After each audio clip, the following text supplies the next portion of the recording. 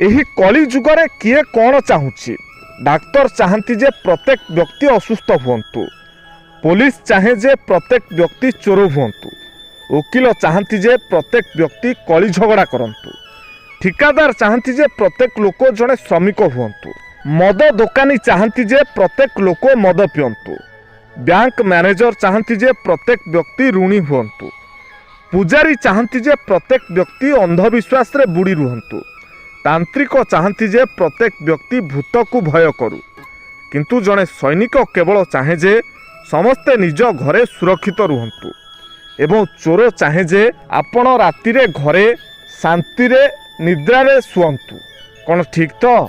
କମେଣ୍ଟରେ ଲେଖନ୍ତୁ ଆପଣଙ୍କ ଉତ୍ତର। ଜୀବନ ଦର୍ଶନ। ଗୋଟିଏ ପଦରେ ମୁର ଆରମ୍ଭ, ଦୁଇଟି ପଦର ଆମେ, ତିନୋଟି ପଦରେ ଆମର ମିଳନ, ରଖିଛଟି ଏହା ମନେ।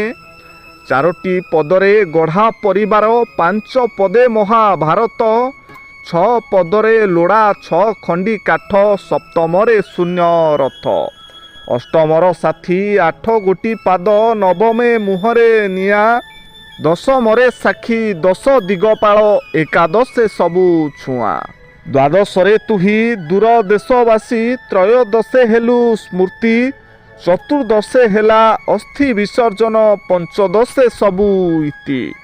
ଏଇ ତ ଜୀବନ ଗୀତି, ଏଇ ଜୀବନର ଗୀତି।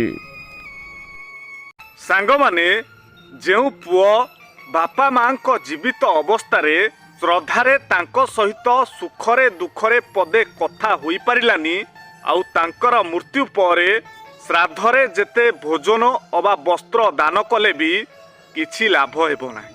ତେଣୁ ବାପା ମାଙ୍କ ଜୀବିତ ଅବସ୍ଥାରେ ତାଙ୍କୁ ସ୍ନେହ ସମ୍ମାନ ଅବା ଶ୍ରଦ୍ଧା କରନ୍ତୁ।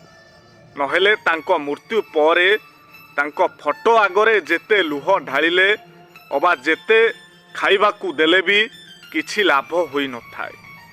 କ'ଣ ଠିକ୍ ତ? କଥା ମୋର, ବିଚାର ଆପଣମାନଙ୍କ।